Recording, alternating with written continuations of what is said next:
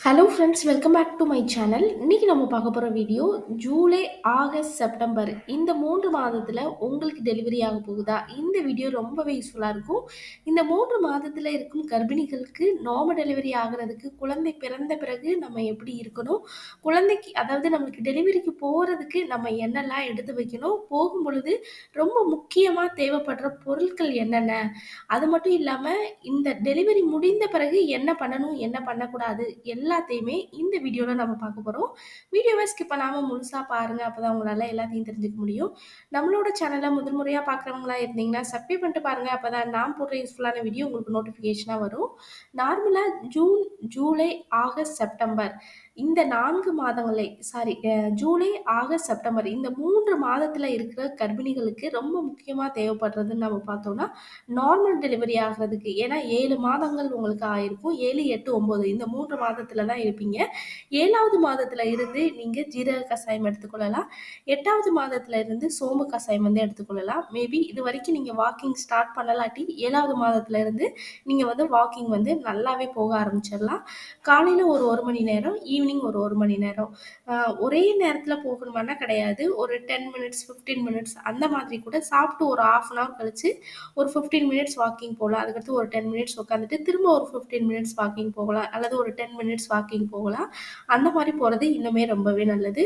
அ அதே மாதிரி உங்களுக்கு நார்மல் டெலிவரி ஆகுறதுக்கு ரொம்ப முக்கியமான எக்ஸர்சைஸ் நம்ம பார்த்தோம்னா, butterfly yoga and squatting exercise. இது 2மே ரொம்ப முக்கியமா ஒரு நார்மல் டெலிவரி ஆகுறதுக்கு தேவைப்படுற எக்ஸர்சைஸ்.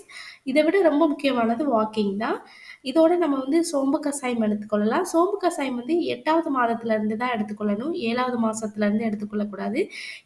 8வது மாதங்கள் உங்களுக்கு ஆரம்பிச்சிருச்சுன்னா நீங்க எடுத்துக்கொள்ளலாம். எந்த நேரத்துல ஒரு சிலருக்கு எந்த நேரத்துல குடிக்கணும்? காலையில குடிக்கணுமா? நைட்டு குடிக்கணுமான்னு நெறைய பேருக்கு டவுட் இருக்கும். எப்பனாலும் நம்ம எடுத்துக்கொள்ளலாம். ஆனா நைட்டு குடிக்கிறது இன்னும் ரொம்பவே நல்லது. இத தவிர ரொம்ப முக்கியமான ஒண்ணுன்னு பார்த்தோம்னா, விளக்கெண்ண குளியல். இந்த விளக்கெண்ண குளியல் வந்து உங்களுடைய வயிற்று பகுதி, உங்களுடைய இடுப்பு பகுதி, உங்களுடைய பிறப்புறுப்பு பகுதியில நல்லா அப்ளை பண்ணிட்டு, நல்லா வெதுவெதுப்பான உங்களால எந்த அளவு சூடு தாங்க முடியுதோ, அந்த அளவு தண்ணீர் வந்து சுடு தண்ணி வச்சு தான் குளிக்கணும். விளக்கெண்ண அப்ளை பண்ணிட்டு பச்சை தண்ணீல குளிக்கக்கூடாது.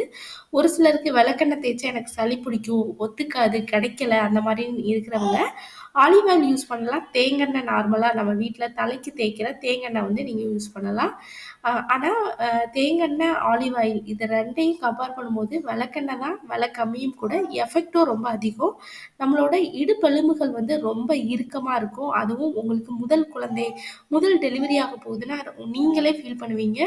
அந்த நம்மளுக்கு அந்த இடுப்பு பகுதி, கீழ் பகுதிகள், அந்த பிறப்புறுப்புக்கு பக்கத்துல இருக்கிற அந்த பின்னாடி இடுப்பு பகுதிகள் எல்லாமே ரொம்ப இறுக்கமா இருக்கும்.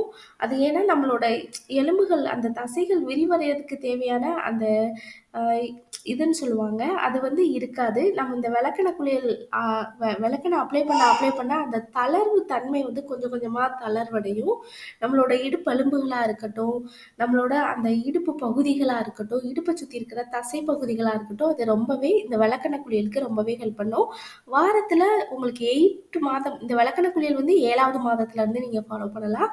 இதுவே விளக்கெண்ணெய் ஆம்லேட் வந்து உங்களுக்கு 8 மாதங்கள் 8வது மாதம் உங்களுக்கு கடைசி வாரத்துல இருந்து நீங்க விளக்கெண்ணெய் ஆம்லேட் எடுத்துக்கொள்ளலாம். விளக்கெண்ணெய் ஆம்லேட் வாரத்துல 1 நாளோ, 2 நாளோ தான் எடுத்துக்கொள்ளணும். இப்ப திங்கட்கிழமை எடுத்துக்கிட்டீங்கன்னா, அடுத்து ஒரு வியாழன் அந்த மாதிரி ஒரு 3 டேஸ் கேப் விட்டு எடுத்துக்கோங்க. அதிகமா விளக்கெண்ணெய் ஆம்லேட் வந்து எடுத்துக்கொள்றத வந்து தவிர்த்துக் கொள்றது ரொம்பவே இந்த 3 மாதத்துல டெலிவரி ஆக போறவங்க, ரொம்ப ஹாஸ்பிட்டலுக்கு போது என்ன ரொம்ப முக்கியமா எடுத்துட்டு போகணும்னா, feeding nighty and feeding kurti. இத தவிர குழந்தைக்கு தேவையான ட்ரெஸ் நெறைய பேர் நெனைப்பாங்க, முன்னாடியே நம்ம வா வாங்கி வாஷ் பண்ணக்கூடாது, புது ட்ரெஸ் எடுக்கக்கூடாது அப்படியெல்லாம் எதுவுமே கிடையாது. ஒரு தடவ வாங்கி நல்லா வாஷ் பண்ணிட்டு எடுத்துட்டு போங்க. அதே மாதிரி தான் உங்களுக்கும் ஃபீடிங் நைட்டியுமே வந்து ஒரு தடவ வாங்கி நல்லா வாஷ் பண்ணி நல்லா வெயில்ல காய போட்டு எடுத்துக்கோங்க. குழந்தைக்கு தேவையான டவல், துண்டு, உங்களுக்கு சின்னதா சாப்பிடுறதுக்கு பிளேட்டு 1லேருந்து 2 ஃப்ளாஸ்க் வாங்கி வச்சுக்கோங்க. ஒண்ணு வந்து 500 எம்எல், ஒண்ணு 1000 எம்எல். ஏன்னா ஒரு டீ வாங்குறதுக்கோ, ஒண்ணு சுடு தண்ணி வாங்குறதுக்கோ இப்படி நம்ம 2 இதாவும் யூஸ் பண்ணிக்கலாம். இது ரொம்ப முக்கியமான ஒண்ணு.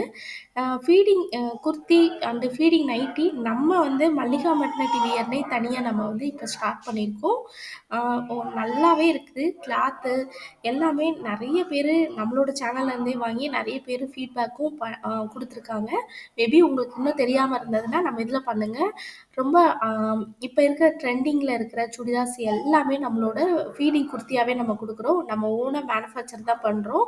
அ ஒ எல்லாமே நம்ம குவாலிட்டியா குடுக்கணுங்கிறதுக்காக எல்லாமே துணி வெளியில வாங்கி நம்மளே ஸ்டிச் பண்ணி, நம்மளே நம்ம கையில இருந்து எல்லாமே பண்ணிட்டுருக்கோம். உங்களுக்கு இன்னுமே விலை கம்மியாவும் கிடைக்கும். ஏன்னா, நம்ம ஓனாவே மேனுஃபேக்சர் பண்றோம். அதனால மேபி நான் கீழ லிங்க் குடுக்குறேன். வாட்ஸ்அப் லிங்க் குடுக்குறேன். நீங்க ஜாயின் பண்ணிக்கோங்க. உங்களுக்கு ரொம்பவே யூஸ்ஃபுல்லா இருக்கும். இப்ப நம்மளுக்கு டெலிவரி நடந்துருச்சு. டெலிவரி குழந்தை பிறந்துருச்சுன்னா, நெறைய பேர் நம்மள வந்து பார்க்க வருவாங்க. அந்த நேரத்தில எந்திரிச்சு எந்திரிச்சு உட்காராம, ஒரே இடத்துல அப்படியே படுங்க. ஏன்னா, நார்மலா ஒரு சிலருக்கு செக்ஷன் பண்ணியிருக்கலாம். நார்மல் டெலிவரியா இருந்தாலும் அவங்களுடைய பிறப்புறுப்புல வந்து எபிசியோட்டமின்னு சொல்லுவாங்க. தையல் போட்டிருக்கலாம். இந்த மாதிரி போடும் பொழுது, ஒவ்வொரு தடவ உட்கார்ந்து எந்திரிக்கும் பொழுது, உங்களுக்கு அந்த இடுப்பு வலி ரொம்ப அதிகமாகும். நீங்க படுத்துக்கிட்டே கூட இருக்கலாம். எந்த ப்ராப்ளமும் கிடையாது. அதே மாதிரி குழந்தைக்கு வந்து ஃபீட் பண்ணும் பொழுது, நினைப்பாங்க முதல் 3 மாதத்திலேயே எனக்கு பால் வரல. அதனால குழந்தைய வந்து நம்ம ஃபார்முலா மில்க் போயிரலான்னு அப்படி நினைக்காதீங்க. குழந்தைக்கு நல்லா உறிஞ்சு குடிக்க குடிக்க தான் பால் வந்து இன்னும் 4வது நாள்ல இருந்து தான் ஒரு சிலருக்கு அதிகமா சுரக்கும். நீங்க டாக்டர கன்சல்ட் பண்ணிட்டு அதுக்கடுத்து ஃபார்முலா மில்க் போறது ரொம்பவே நல்லது.